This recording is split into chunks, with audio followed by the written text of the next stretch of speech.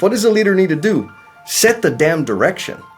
So we got very clear, these are the 3 objectives. Now all the department heads or influencers within the departments contextualize this target, these 3 targets, to the work that you and your people do. What are you doing that's contributing to it? What are you doing that's taking away from it? Let's first do less of what's taking away from it so that we can do more of what's contributing to it.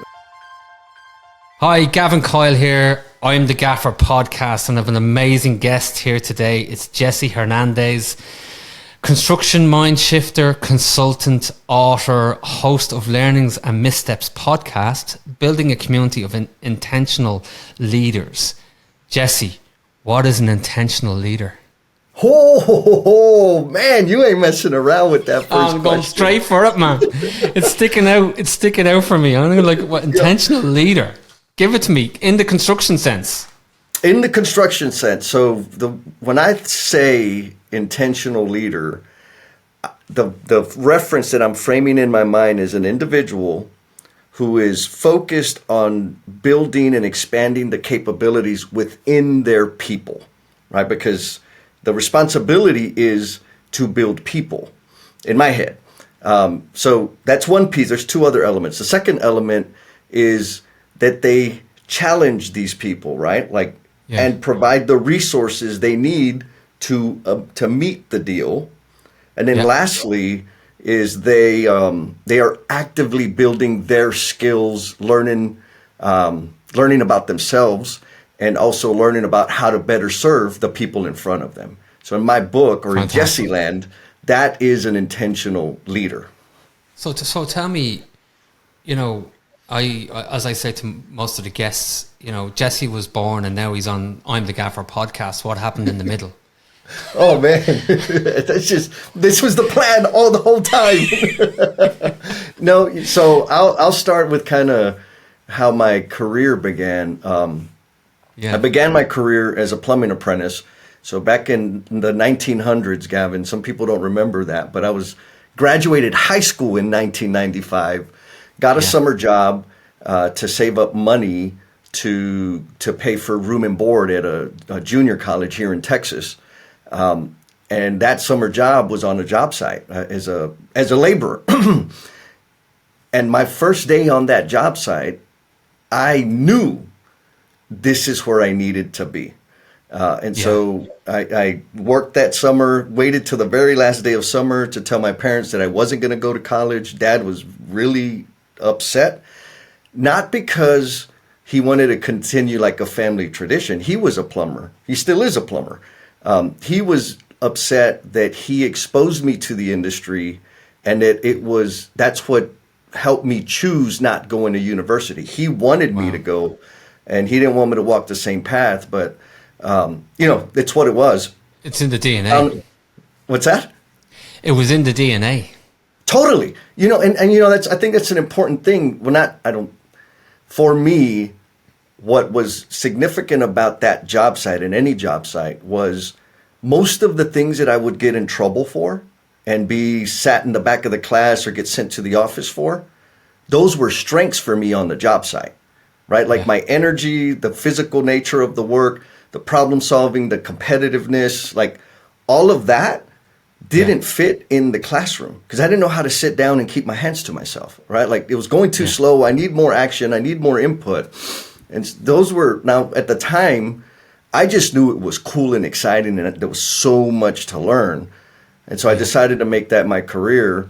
I spent about 22 years on the trade partner side of the business.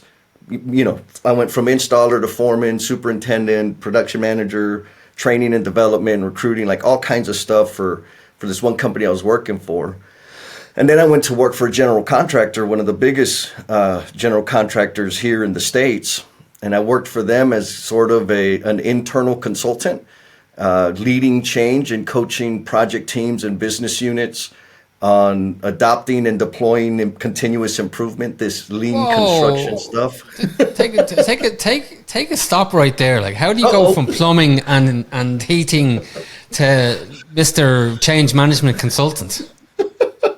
I think the honest truth is because nobody ever looked at my resume because there's nothing on there that indicates I can do that, and they just thought I could. No, I'm joking. And actually, I say that because I don't have a lot of formal schooling except for my apprenticeship program, right? I went to 4 years of apprenticeship so that I could get my journeyman license and all these things. Outside of that, I've taken some classes in night school, got some certifications, but no college degree, no real study, research type thing. But what I did do is, and I'm not sure why this is, but I have an obsessive mind about what did I do? Why did I do it that way? Why are things being done this way? How could we make things better? But in order for me to like make things better, I need to understand like the nuts and bolts and granular pieces of it. Yeah. And so as an installer, I was irritated by the foreman I had, because the foreman would hoard information and sit in the truck and scratch off lottery tickets all day. It's like, this isn't good. We would have better outcomes if they didn't behave that way. So then when I was presented with the opportunity, it was kind of like, Jesse, you're going to go run this job. Like, oh, damn, I don't know what I'm doing. The only reason I took it was because it was a platform for me to treat people differently, like better than my foreman taught me. Now, I learned, took a few years for me to finally like treat people better. And I kind of got an appreciation for why it was difficult, why they were behaving the way that they were. Tolerance. Does that make sense? You're talking about tolerance. Totally. And patience. I love that the fact that you put down what we have here for you is empathy. I'm like, it doesn't matter what part of the world you're living in or what construction environment you're in. You've just hit on something that is so ingrained in why people go out on their own as an independent contractor. When you start getting angry and frustrated with the people that you're working around and you're in a employee-employer relationship, you either shut up, get on with it, or go out and do it yourself. Yep. And, I don't know how many times this conversation has come up in the podcast, but like anyone that's listened to it will resonate with the fact that the reason they probably set up their own business was because they got so frustrated with the way things were being done, and they were reporting to a project manager or a site manager or a charging foreman, and they knew more than what that person knew, and they were getting paid more, and yet they had to pick up all the pieces and, manage the situation when the crap hit the fan. And, ultimately they became how would you say, they didn't necessarily see themselves going into business as a construction owner, but they defaulted into the business as a construction owner. And because they're so good at what they do, the quality and the talent came before the business acumen. Oh my goodness. Yes, the business, that's the whole, maybe the hidden landmine of going off on your own. So I got to see my dad start his own business multiple times. Yeah. And they always, inevitably, it would end because he was doing everything. He was doing the plumbing, the installation, the estimating, the business development, and all of it. Wow. And so it was an unsustainable thing. And because of that, I was like, I'm never going to run my own business. That's nuts. I'll just let them do all the hard work and I'll do the fun stuff that I enjoy doing. Why would you do all that? Why would you put yourself through all that? Exactly. Now, I had the fortune of working for an amazing outfit in that they had a culture of servant leadership. And now, this was before it was super popular to populate your website with culture and DEI. They actually had a culture of servant leadership. There were mechanisms and systems to help us learn what that meant and coach us up to maybe progress through the different levels of the organization. There was leadership development stuff, and they promoted and hired based on adherence or compliance to those values. And I say that also with the fact that there were a lot of people that slid through the cracks. I'm one of them, but it was okay because once I got into the foreman role, I figured out how to execute, how to do my job. Yeah. And here was the challenge, though. We would make money on my jobs. We would finish on schedule, right, relatively accurately based on all the other things that have to happen in a job site. However, people would quit on me or didn't want to work on my team anymore. And the general contractors, I was not their favorite person. And I had a boss who told me, a mentor, he's passed since, but he sat me down one day and said, Jess, you're really great at executing, right? Like you make money, you get the job done. He's like, but people don't want to work with you. And that's a problem. And I said, I agree. You need to hire tougher people. So is that because of your own standards and expectations, or is it because of tolerance? It was, I'll say, the best way to frame it is because I didn't appreciate what it meant to be human. I expected that's a big people statement, Jesse. Does that resonate? I don't know where this conversation is going, but that's a big statement to make, somewhere along the line, it sounds like you've got this amazing story to tell where your life became, completely torn around by certain events or something. I can just see something coming down the line, but I'm so intrigued to hear where you're coming from, because something tells me that, and I'm not a guru in this, but something tells me that you were highly motivated. You're very self-motivated. You're a very strong, independent character, and you were going 100 miles an hour, and if someone wasn't with you, well, then just leave them behind. You are reading the tea leaves accurately, and thank you, Gavin, for your kind words. And so in terms of like that progression of what I refer to it as awakenings, it's really started there when my boss said, if you want to progress with this organization, meaning expand your influence, you're going to have to do two things. You're going to have to develop people and deliver financial results. And I said, what do you mean develop people? He said, well, you're going to have to learn how to lead people. You're great at managing, excellent in managing, and you need to have that. But you're not developing people. People are falling out around you. Wow. It's like, you don't have to, but if you're only good at one, you're going to plateau, and you're at that plateau. He said, if you want to progress. I don't see that. Sorry, Jesse, I don't see that in you. I can't, this story is going to go off the wall now very soon, because you're such a outgoing, high energy, personable person. Sorry. Yeah, I appreciate that. Now, it was 20 years ago, Gavin. That was Get 20 ready, years guys. ago. There's something coming. There's been a massive impact on Jesse's life, and we're going to find out about it shortly. But isn't that amazing that guy,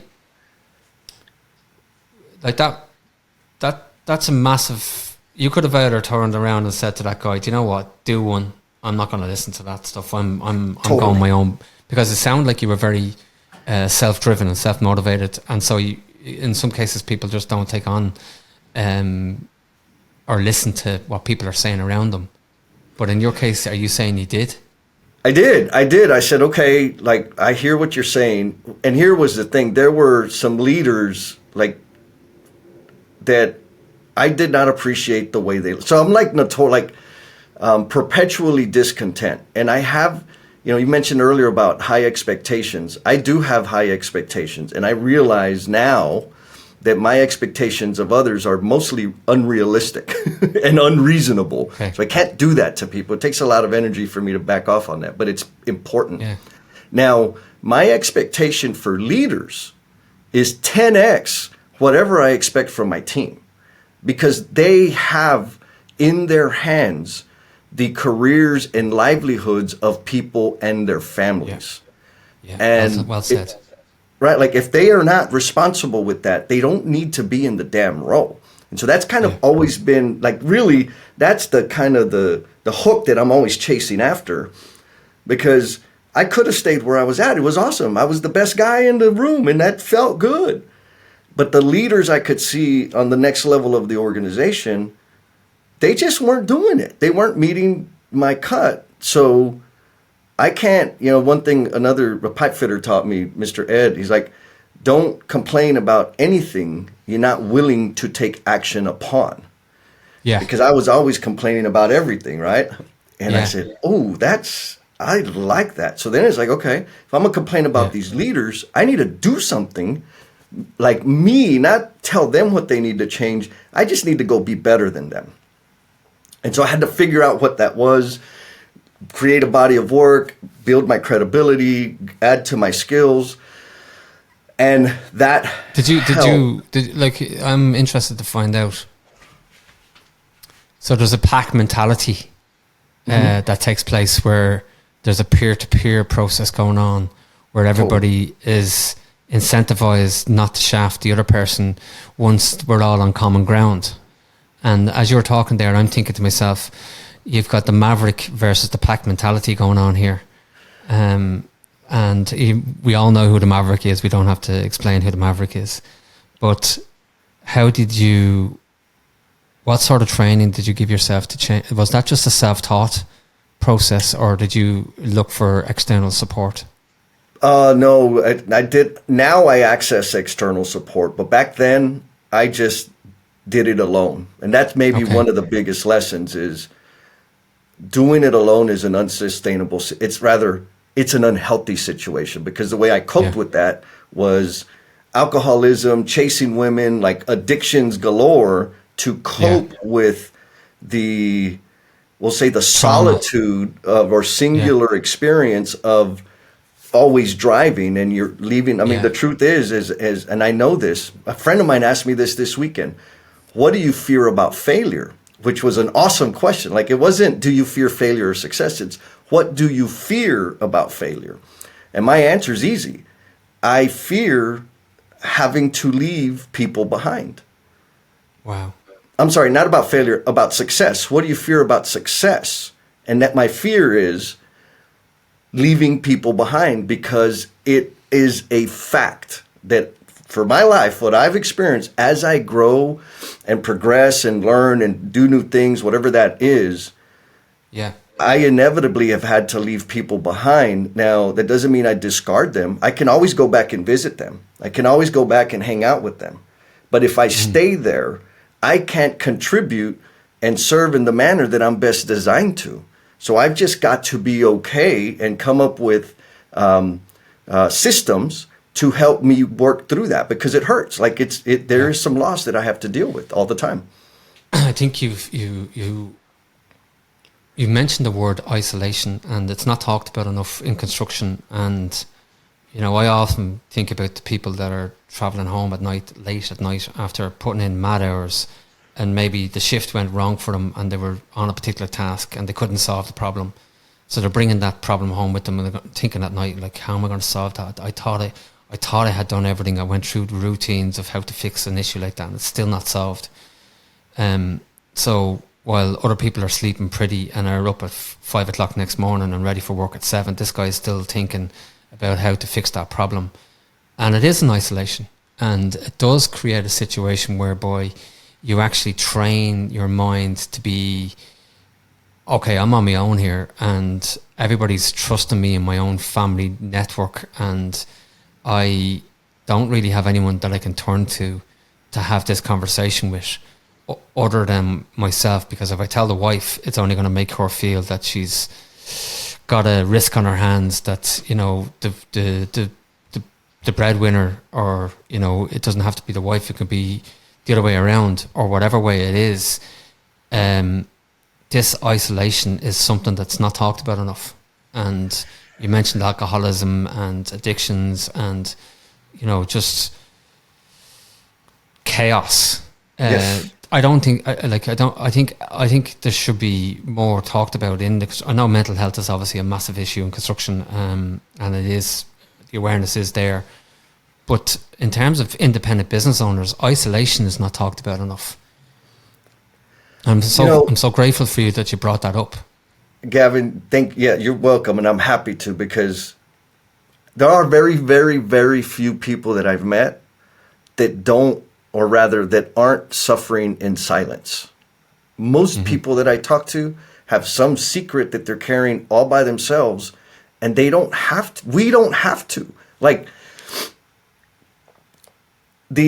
my solitude, my silence, my situation where I was closed off to the world, and everything that you described, not sharing with your significant other, not asking for help, not sharing, like, I'm thinking like, I remember that. And the fact was, nobody ever said that those things were going to happen. And more specifically, I was the only one that was saying that to me. And so all of these super high bars of don't let the family down, don't fail, deliver, make money, all of those were all self-imposed expectations. I was the one telling me that anything less than perfect was failure. Anything less than perfect meant I had a personal defect. All it means is that I'm human too. And when I finally, now it took lots of counseling, getting arrested for drinking and driving, I was looking at going to prison a couple of times because of the situation and like the repeated behavior. It took a lot for me to finally recognize my biggest problem wasn't the alcohol consumption and being a black hole of need. It was that I was trying to do it alone. I had to learn how to invite people in and simply no peer say, network. I have a problem. I need help. And that is human, but we've convinced ourselves, particularly in our industry, that we have to be tough and we don't have time to have feelings, and you got to leave your problems at home and you got to leave work at work. And that's not possible, because I'm all of it all the time, and that is okay. Yeah. And so I suppose there's a question in that, there's so many questions in that, but one of the questions would be, how much is that from a personal point of view, and how much is it work related? Those conditions, those isolation conditions. Are they? Oh, no, that's a beautiful question. I'll answer it this way. You can't expect the work environment to change the conditions. The best way to change that situation is to make a personal change. Wow. That's powerful, yeah. That is so powerful, yeah. So you got to work on yourself before you start working on everybody else, including the environment. And sometimes the environment doesn't shift, and in most cases it won't shift. So, don't be the one that says, oh, well, I can't get to the gym tonight because I've got to do a late shift, or I won't be able to see the kids play because, well, if I'm not here, the job won't get done. They're... I know we're laughing about it, but like there's people that are in that position at the moment and saying to themselves, well, like, easy for you to say, but I have to put food on the table. Yeah, but there'll be no food on the table if you keep going the way you're going.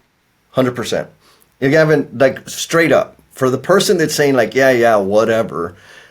The last arrest, I was looking at 2 to 5 years of prison time for my 4th DWI arrest. Now, it's also important to note that while I was doing that, I had just had a huge promotion, huge responsibility, involved in the community, sat on a couple of boards, sat on a couple of advisory groups with local high schools about careers in the industry. So on the outside, it looked like I had my stuff together, but I was still drowning, right? Now, when I got arrested, had to go spend a lot of money, hired my attorney. I said, what do I need to do? He said, you need to go to this inpatient rehab. And I said, inpatient? Like, I have to live there? And he said, yes. For how long? He said, it's minimum 30 days. They're probably going to get you with 45 days. And I swear, yes. Yes. I said, there's no way. I have all this responsibility with the company. I have all these other things I need to do. Like what? Like, honestly, I never said it, but I was thinking, how the hell are they going to continue functioning without me? Yeah, there you go. And guess what happened? They kept rolling. Yeah. It can't, the jobs, the project will always get built. The task and the work will always get Yeah. done, whether you're doing it or not. And it was Yeah. the first 3 days of that thing, I couldn't sleep. I was anxious. I was frustrated. No internet, no phone. And guess what? The Yeah. world kept going just fine. And that was a huge awakening of like, what am I doing? Like, I'm the only one that's saying that I can't disconnect from these things. I'm the only one that's deciding not to take care of myself. Nobody's making me do that. I didn't get fired. Luckily, I didn't get fired. You know, everything kept going. And when I got out of that inpatient rehab, I got back into the swing of things. Like, it totally shifted my understanding of what my real contribution is, right? My real contribution is not the buttons I push and the things I install. It's the way I serve people. And I can't serve others if I don't allow them to speak into my life as well. And so that was a big, big, gigantic shift for me. So did you go back into the general contracting company that you were? So that was an awesome or- story. So I went back. I was working for the mechanical contractor at the time. We did plumbing, piping, and sheet metal. HVAC. So regular plumbing, HVAC piping, and sheet metal for air distribution. Yeah. So I went back to them. Now, my former boss then, we still talk, and he gives me a hard time. While I was dealing with that case of whether I was going to go to prison, like all the things, my license was suspended. I couldn't leave the county without permission. That's when I got the offer to go work for the general contractor. And so I had all this drama, like these negative things on my resume, right? So I kind of said earlier, it's like, if they would have read my resume, they wouldn't have hired me. Anyways, and I still went after it. I still pursued that work. And one of the things was the person that was offering me the job. I was like, dude, you got to understand, like, I'm a convicted felon. I've got this stuff. I'm actually dealing with probation right now. Like, I don't want to go and apply and then that's a bad mark on you. And he said, thank you for telling me. Let me go talk to HR. He came back and he said, dude, we're good. As long as you can get permission to travel, we're going to go through the process of getting you hired. And the reason I want to share that is because I know there's a ton of folks out there in the industry that have made mistakes, or maybe a ton of folks that have got caught for the things that they are doing that violate the law. And it's easy to allow that to justify there's no more opportunity for me because of this mistake. I'm living proof that is not true. And so I ended up getting... And if you're not, sorry to cut across you, but if you're not getting the right feedback that empathizes with that, well, then you're not with the right company. Truth. And so beautifully said, because again, I was fortunate in that the one company I was with them for 17 years. They had the culture and the type of people that helped me grow. Like against my own wishes, they forced me to grow and develop. Next company, same thing. They had the foresight of people make mistakes. This is some value that we see, and we can cultivate some of this person's skills to best serve the business and the individuals around. My mind is blown because I have a contracting business as well, and that we contract people around the world, and isolation is a massive problem because a drink becomes your partner because you don't have a partner because you're away, and then the drink becomes the norm, and then it's like, well, no, I don't have a problem, and then all of a sudden it's every second night, then it's every night, and then all of a sudden it's, well, I can't go to bed unless I have this, and I'm not just talking about alcohol; it could be whatever it is. It doesn't matter. Isolation is such a... I'm so glad because we talk about mental health, but nobody's talking about isolation. And I never even thought about it until you brought it up today. I'm glad you did. And especially for independent owners, isolation is a massive risk that they need to put on their risk register within their business model. Note to self: if I don't look after myself by, getting out, having a game of golf, playing soccer, whatever it is, going to the gym, having a swim, meeting up with relatives, making that time in the diary, I'm going to suffer isolation, and isolation will take down your family and it'll take down your business. 100%. You lose. I know I was losing myself. You know, one of the key things, like you talked about, like these shifts, right? Of how did I get from being an apprentice to where I'm at now?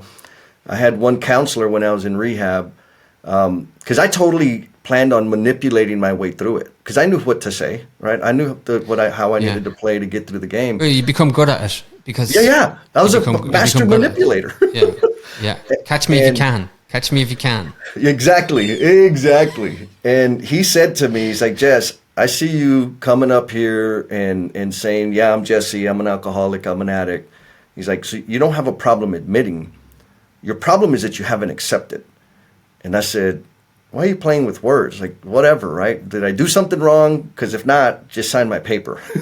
And he said, no, what you haven't accepted is that you will never become the promise you're intended to be if you continue living life this way. Yeah. And when he said that, I knew immediately, like all the disappointments, all the, how do I say this? The way I violated my own heart, my own vision, my own aspirations. Yeah, yourself is, if you don't mind me cutting across you, but you self-victimize. Totally. Totally. Yeah, I like that. I'm going to use that one. Yeah, like it was that. It was self-destructive behavior all the time. Yeah. And with flashes of like, man, someday I could be on a podcast with another professional across on the other side of the world. Yeah. And then I tell myself, you're not that special. Right. So it was that.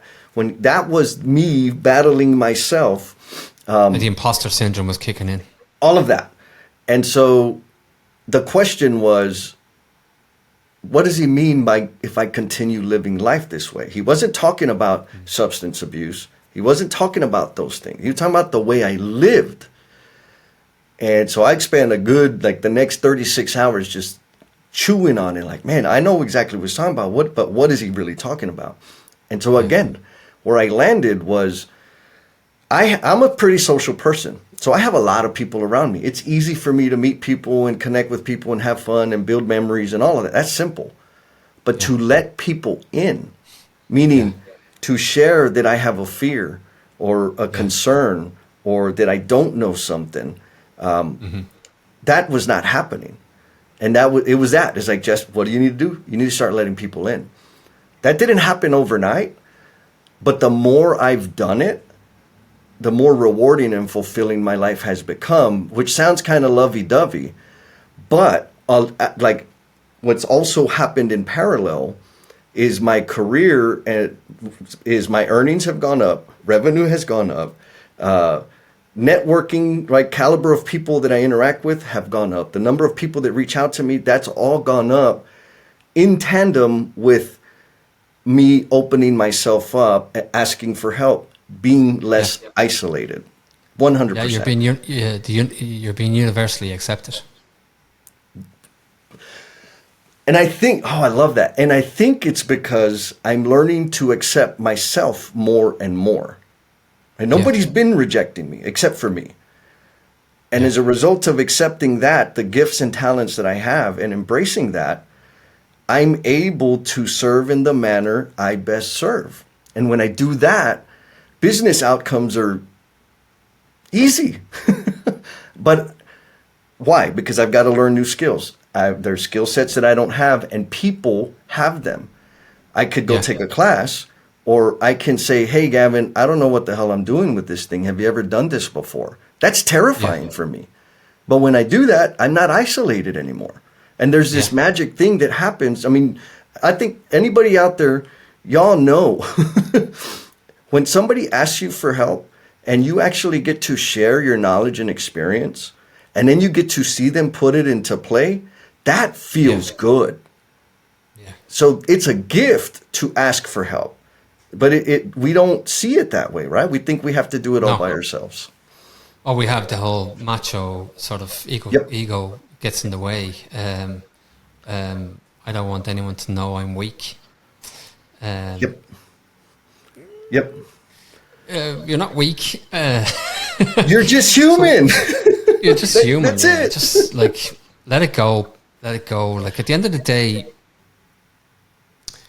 it's about your family, and it's about your immediate family. Never mind your brothers and sisters and your mother and father. It's about your children and your wife or your partner or your, Yes. it's about that immediate circle first, and they're the ones that get hurt the most, and they're the ones that see you going through all the trauma and putting up with all the work and putting up with all the stress, and they respect you for it. And but if you didn't have it and you were doing a 9 to 5, or you didn't have a job, they'd still have the same love and empathy and Yes. respect for you. So 100%. get over yourself. Yes. If you have to, if the job is telling you to stay late at night and you want to be the hero, which do you want? Do you want to be the hero, or do you want to let go of your family values and mission? Oh, I saw a post the other day, and it said the only people that are going to remember all the nights and weekends you worked are your Yeah. family, Yeah, not the office. that's not so the true. job site. Yeah, It's your family. My I have a 10-year-old girl, and she said to me only recently. She said, "Daddy, you're not going away again, are you?" And I said, "What do you mean?" Because I used to spend about 3 months at a time in the Middle East at one stage, and I didn't think anything of it at the point at the time. But that's ingrained in her memory, in her memory profile, and 100%. that she would have been only 4 years of age when that was going on. So that had an imprint on her. I was like, Yeah. I'm going away, but I'm not going away for 3 months. I was thinking, I don't I'll want be to have to right worry back, about baby. that. Yep. Like she's even putting it down to like, I don't want you away for a night. Now, look, we have a compromise, and we have a kind of a contractual relationship together to say, like, Yeah. I'm allowed to do 1 or 2 nights away, but like, oh my God, the fact Wow. that I had that impression on her, I can't get that back. That's Exactly. gone. But Exactly. I can acknowledge it and learn from it and move on. So moving on, but where did you talk to me? What happened after the general contract? And I'm so intrigued. Yeah, Jesse, yes. listen. Okay, so while I was Yeah. at that general contractor job, the pandemic hit, and so my role, Yeah. I was traveling around the central United States, visiting projects, visited different business units.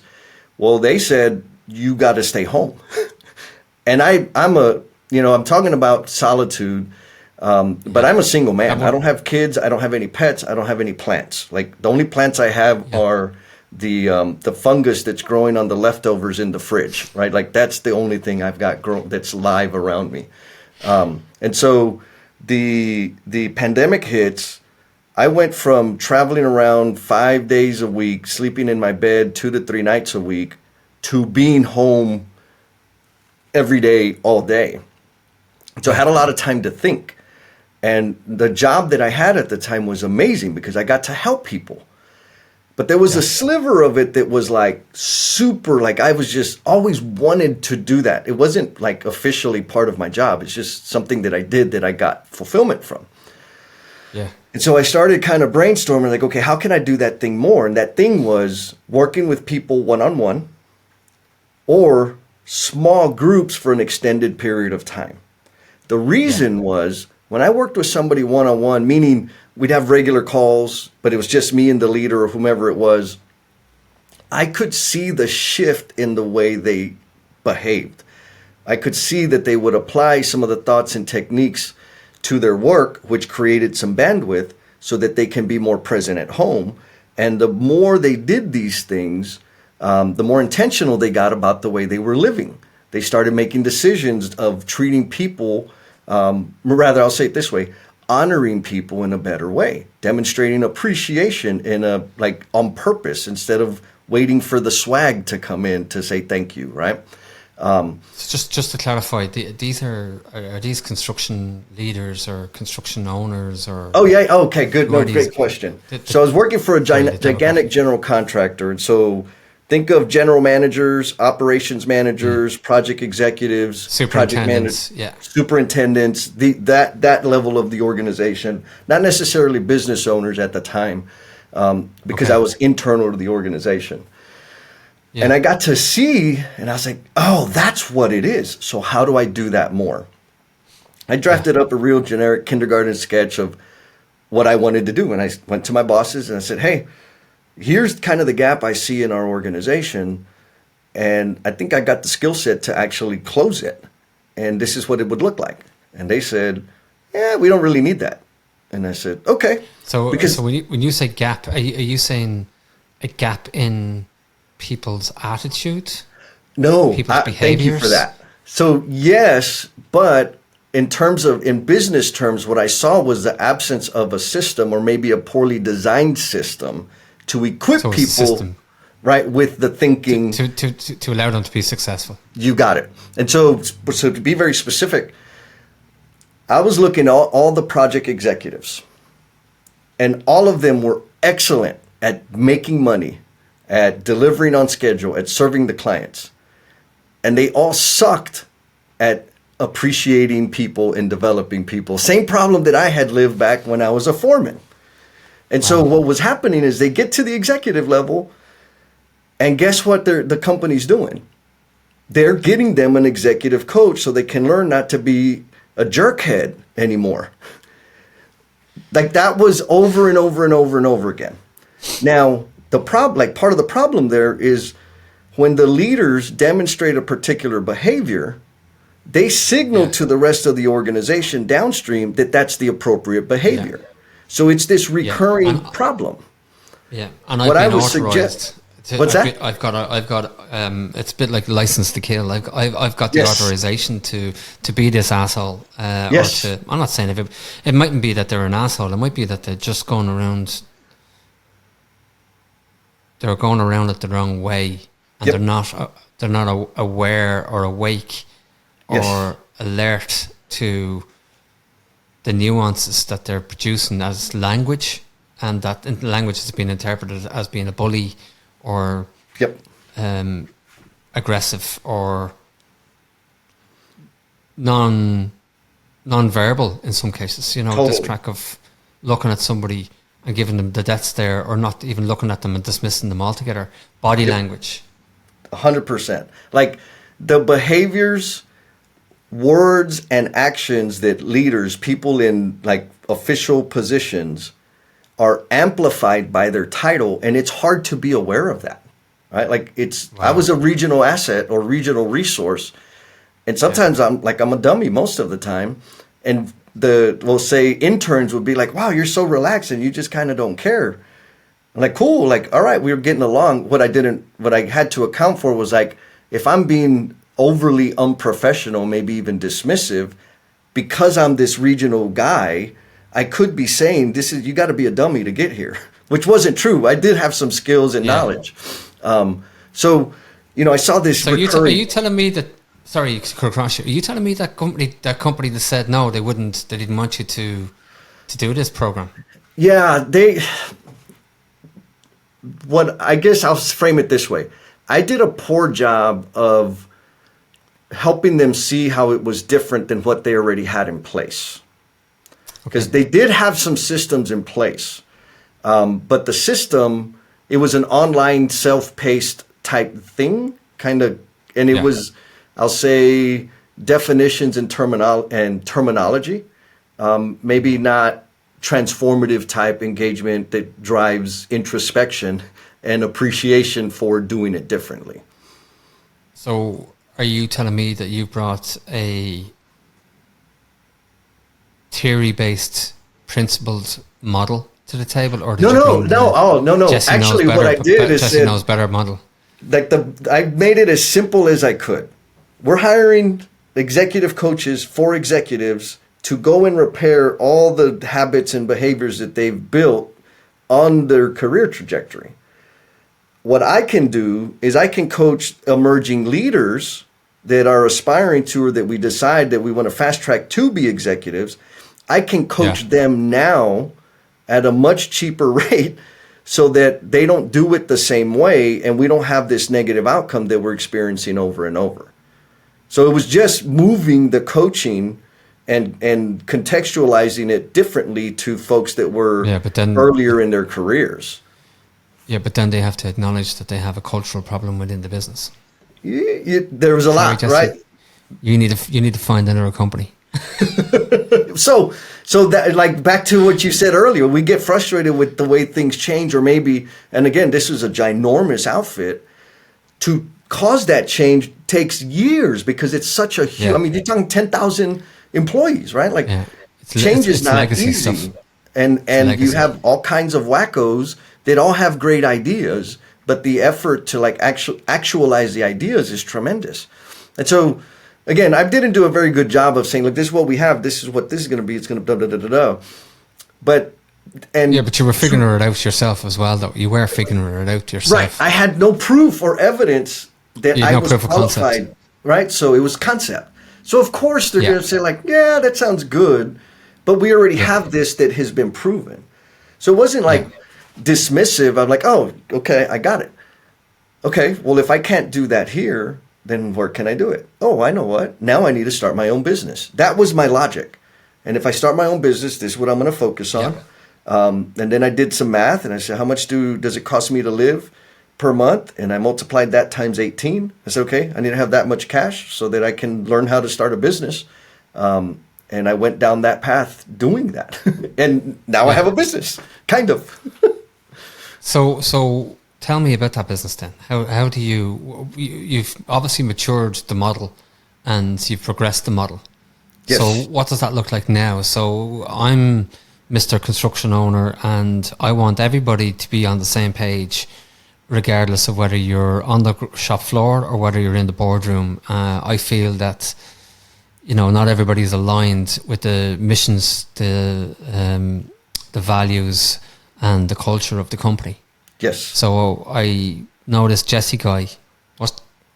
What's the first opening call with Jesse, and what does that look like, and how do you address that? Yeah. Thank you. So I'll start general, and then I'll get super specific about the two things that I'm really focused on for the next year for sure. It's probably going to be 3 to 5. Generally, people reach out to me because they're looking for like an organizational shift, a transformation in culture. And my first question is, are you prepared, assuming it's the leader, that's the decision maker, the person with the greatest influence in the organization, are you prepared to be present and active in this learning and change? Because if they don't have the bandwidth to do that, I don't want to take their money, right? They need to be prepared to get into the dirty details of the whole thing.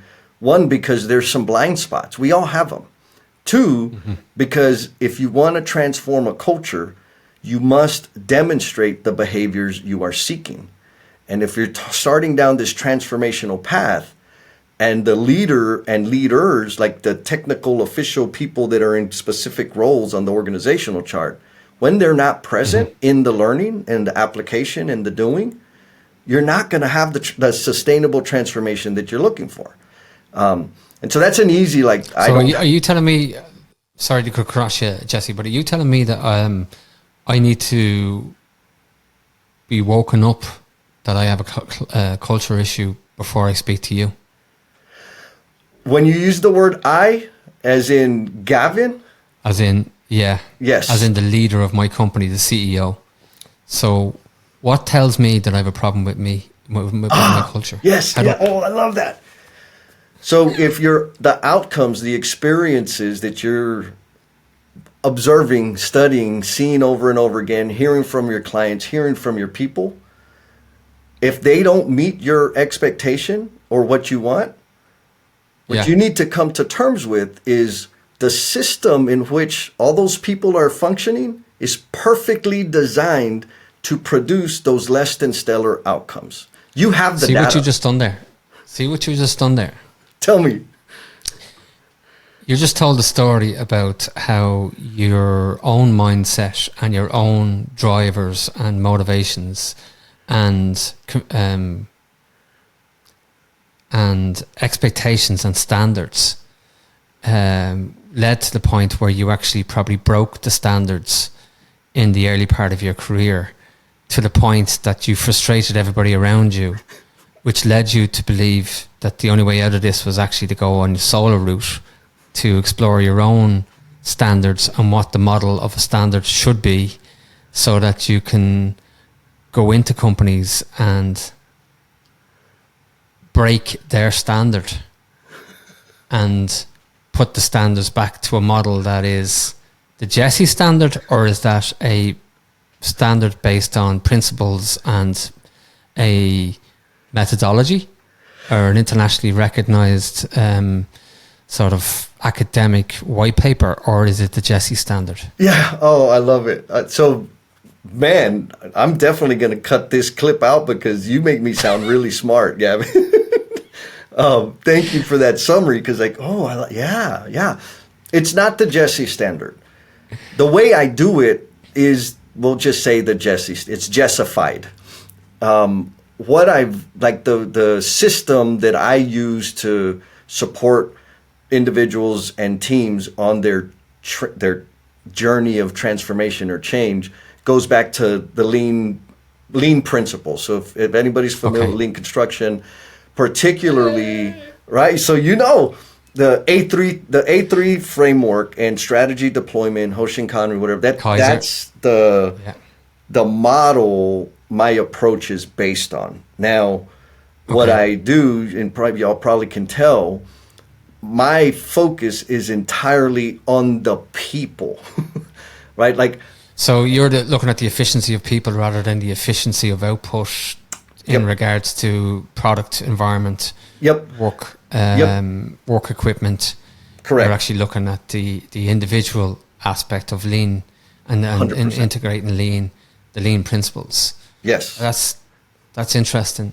Can you does the theory stack up so that the two can be separated, the work environment and the person? I would say that there's plenty of case studies out there that prove that it can be separate. And the problem with them, like the people side and the production side being separate, is that's a fractured situation, right? Because there are no systems that function without human beings. There's no processes that function without human beings. And people might be thinking, there's automation and there's robotics and assembly lines. Sure. But there's a human being at the end of that process that's going to buy that stupid thing. So none of it has any purpose without human beings. Yeah. So if we optimize... So humans are flawed. Exactly. Humans are flawed all the time, every time. Even on my best day, there's something wrong. All my exes can confirm that. Now, what I work towards is helping the decision makers understand that wherever there's a break in the system, it's not the people that are closest to it that are to blame. It's a function of a system that is faulty. And so how can we redesign the system to better serve the human beings that are interacting with that process or that system? That's the ultimate question. How do we do that? Okay, I'm going to hit you. I'm going to hit you hard now on the basis of this Jesse Lean Principles model. Give me the outputs. What do I achieve in terms of an output, and how do I measure that? And give me some stats. Give me something. Give me case studies. Give me. You're well past the diaper stage now, Jesse. You're well up and walking now, and you can go to the toilet yourself at this stage. So tell me. Yeah. I'll use one. Talk to a CEO who's listening to this, and tell that person how you're going to improve the bottom line and make people better. Yeah. So I love this challenge. Now, I'll frame it this way. Started this with the team here in San Antonio. And what was actually happening was they were shifting from I's and O's, binary decision making. They'd see a problem. Let's say, Gavin, you're the CEO. You saw the problem. that was happening out in the field, which is about 30 orders of removed from what you actually live with and experience and have direct knowledge to.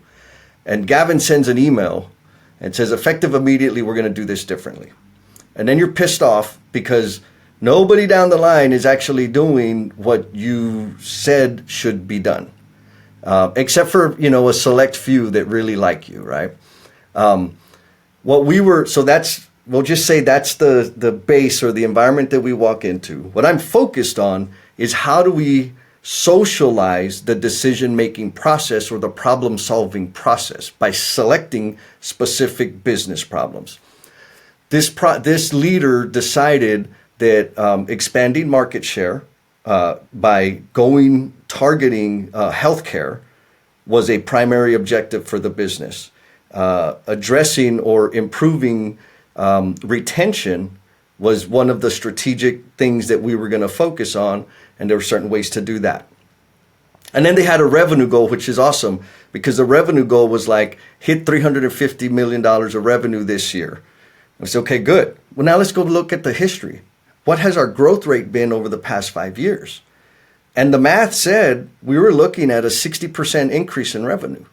So, do we have the resources to do that? Or did we just pick a willy-nilly number because it felt sexy?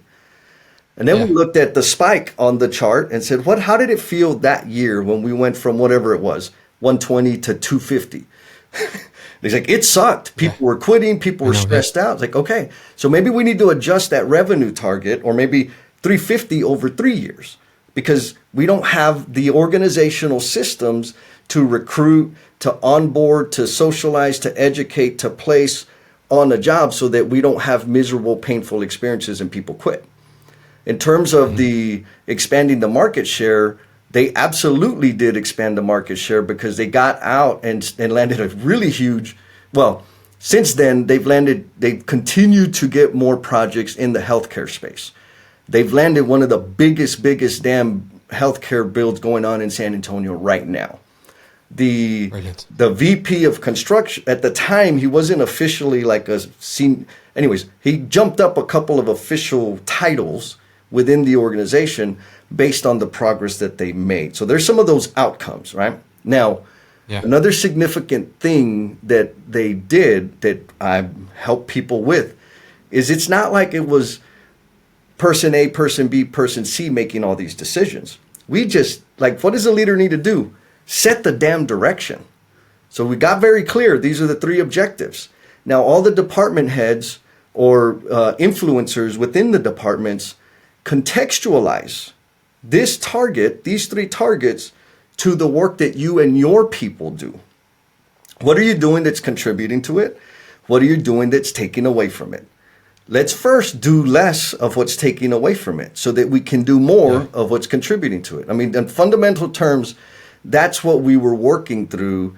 And some of the outcomes are, like I said, the promotions, the expanded market reach, the experience of the workers, and people all of a sudden understanding and feeling connected to what the overall goal and mission was. How'd I do? Brilliant.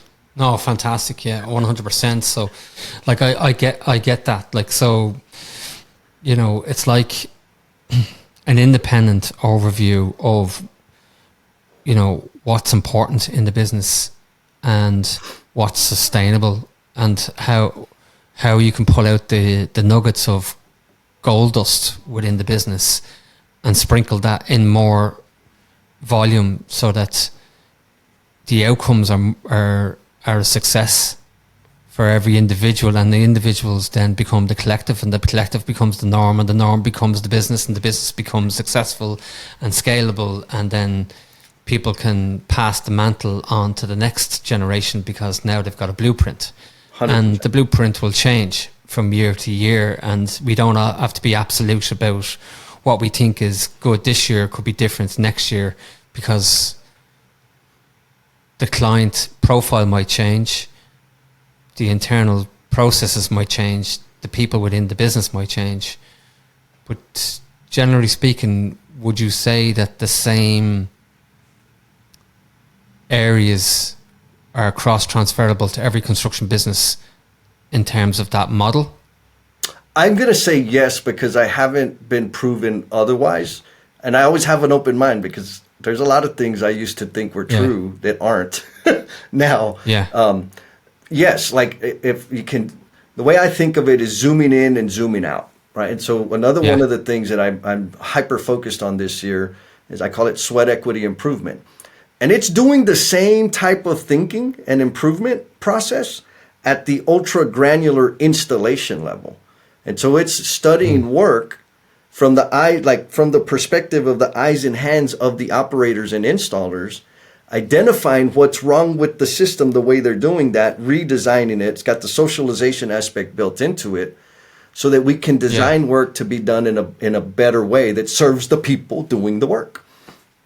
And so zooming in and zooming out is the key.